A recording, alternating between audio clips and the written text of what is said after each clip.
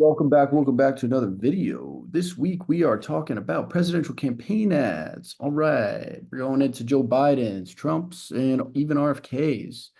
We're gonna watch them, and then I'm gonna tell you a little bit about them, break them down a little bit, and then I'm gonna go lose a little bit of money betting on March Madness. I don't know why I'm talking like this. Let's start with Joe Biden. Look, I'm not a young guy. That's no secret.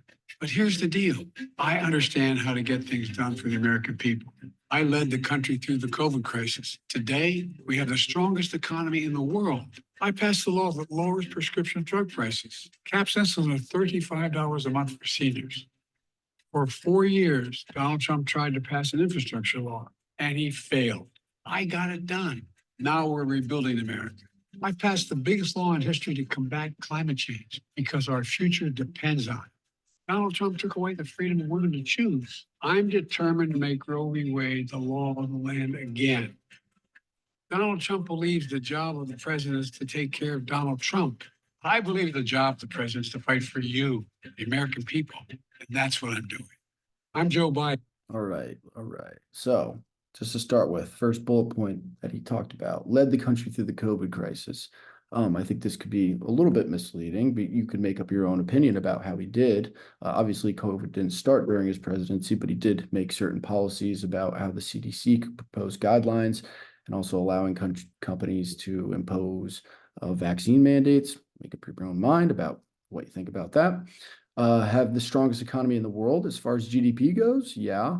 As far as inflation goes, as far as, well, so inflation in total for his presidency is about 12%. Right now it's at 3. It was at 9, but it's about 12%. So everything's gotten a lot more expensive. And as far as the middle class goes, it's difficult to say that the middle class is in better shape than it was as far as like wages, as far as how easy it is to get a home. Getting a home is one of the like main ways that growth is made in this country, and it's one of the hardest times to get a home right now. But I don't know, you can make up your own mind about that. I'm not an economist. And then the one I kind of wanted to focus on is signed a bill that lowered prescription drug prices. And then he also mentions capped insulin at $35 for seniors. So I want to get into this one because this is kind of part of his campaign where he is claiming to be like going after big pharma, right? By capping these specific drug prices. And if you just go on the White House, I just got a bit of this from the White House website itself, and then on the Axios article that they cite, it shows that so there were 679 pharma deals worth 135.5 billion in 2023.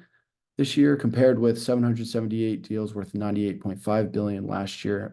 So that's a big increase in the amount of monies that came from acquisitions.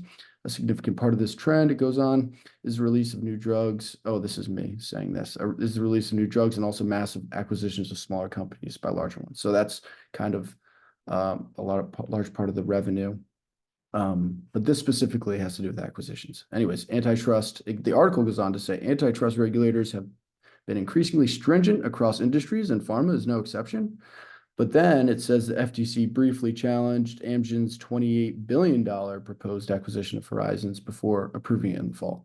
If you click on the article, the article is actually about how rapidly and how short and the time frame that they were actually challenged. And kind of what this quote expands on and why I wanted to bring this up is what's taking place really right now is, okay, Biden is capping certain drugs and the prices, but as far as big pharma goes, right, whatever that idea is, really it's just the largest pharmaceutical companies. And what they're doing right now and why they're growing so much is because they're buying out so many of the smaller ones, and they're actually consolidating power. This is actually this is monopolizing. This is the opposite of antitrust. And the idea that capping, low-level drugs at a certain price is going to affect the power of these industries is largely misleading, in my opinion. I don't know. I don't know if there's another. I don't know what other opinion. It just kind of is misleading. Like it's just you're not these companies are gaining more power, but you're kind of saying, I'm going after them in some small way. Like the FTC briefly challenged a $28 billion acquisition. And there's many more taking place like that. A lot of it has to do with cancer research right now. Anyways, moving on. Goes on for 4 years. Donald Trump tried to pass infrastructure bill. I got it done.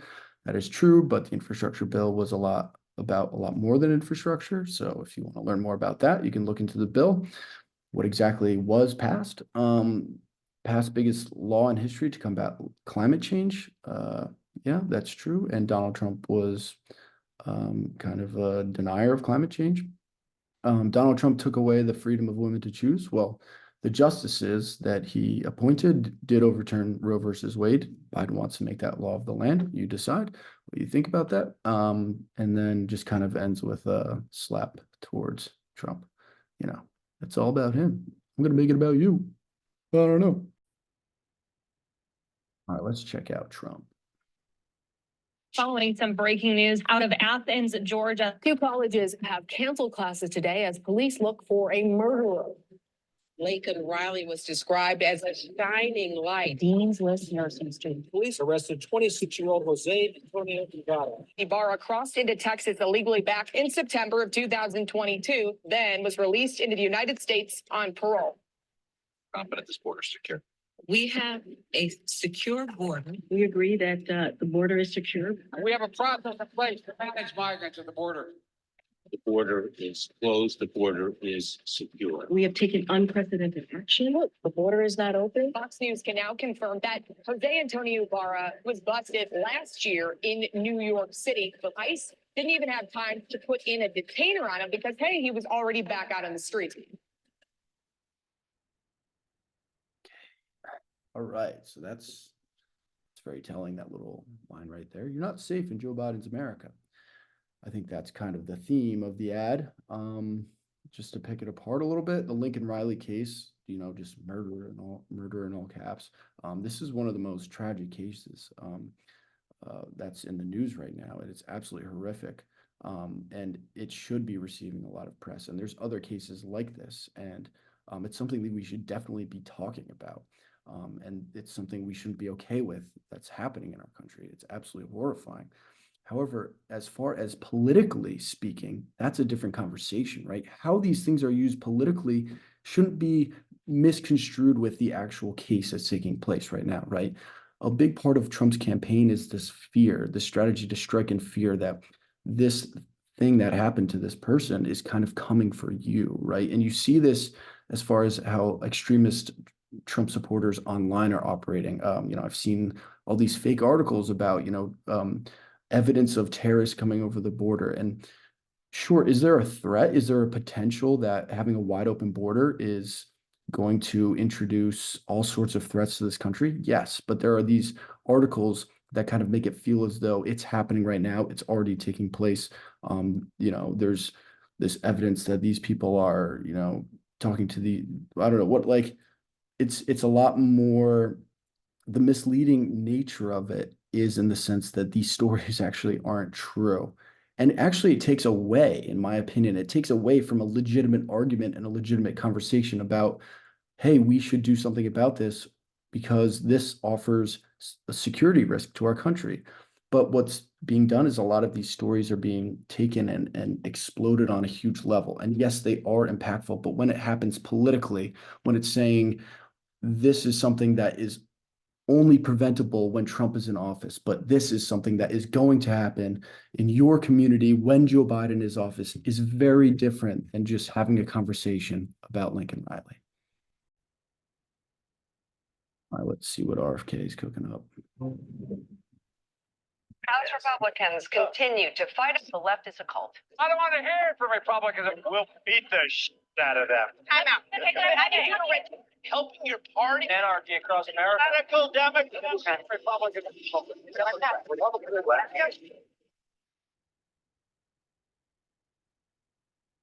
Yeah, I was fed up too. And that's why I'm running for president of the United States as an independent.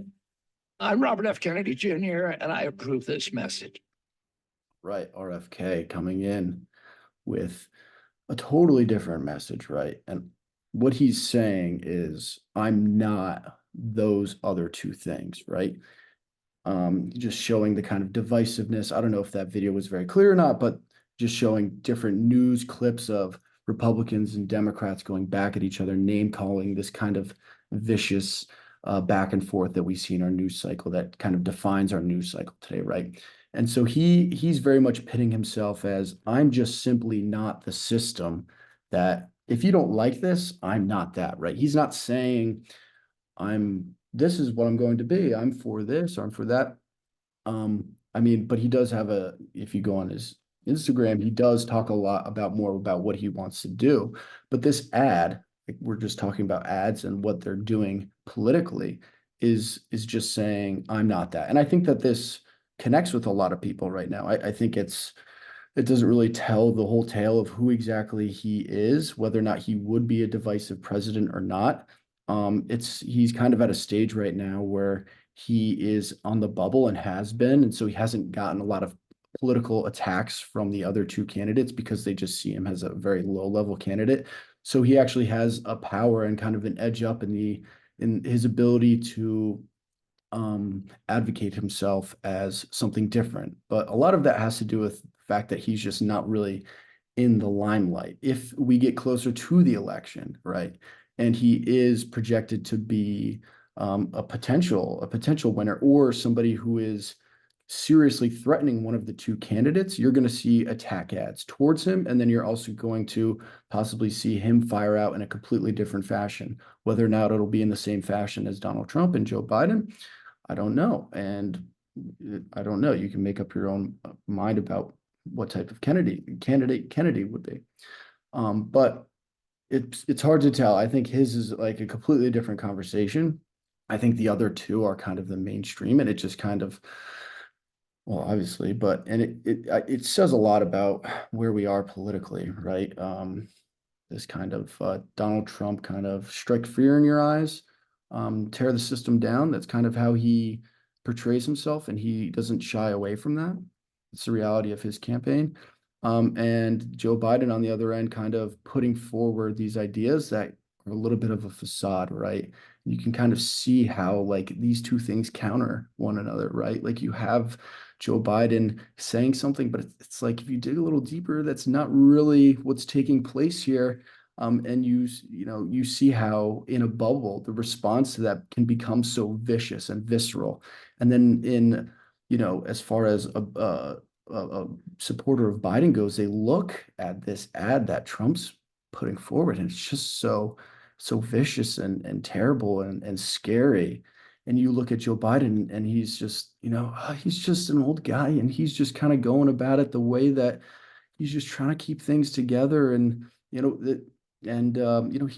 doing a few good things. He's not this, this radical for the people left-wing politician that a lot of this country wants right now, but he is in no way this scary opposition, right? But what's taking place is a bit of facade on each side, and then I don't know, we'll see what happens with Kennedy. But anyways, that's all I got for you. Y'all have a fantastic weekend. We'll see you later.